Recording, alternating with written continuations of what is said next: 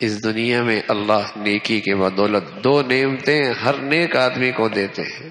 ہر نیک آدمی کو دو نعمتیں اس دنیا میں، اور یہ دونوں نعمتیں جنت کی نعمتیں ہیں. کیا چیز ہے؟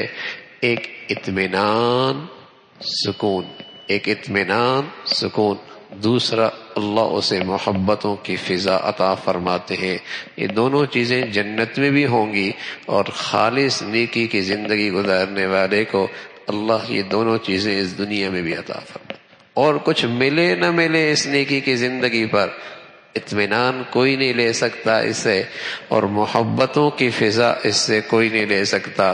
یہ چٹائی پہ بیٹھا ہے، جیب بھی خالی ہے، کوئی اسٹیٹس بھی کوئی نہیں ہے، عہدہ منصب بھی کوئی نہیں ہے، لیکن سبحان اللہ اگر نیکی خالص ہے اللہ لوگوں کے دل میں اس کی محبت بھی بٹھا دیں گے، احترام بھی بٹھا دیں گے.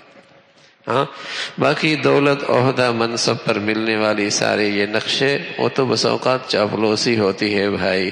عہدہ گیا، منصب گیا، دولت کی ہاتھ بھی کوئی نہیں ملاتا، مصافحہ بھی کوئی نہیں کرتا، دعوت بھی کوئی نہیں دیتا.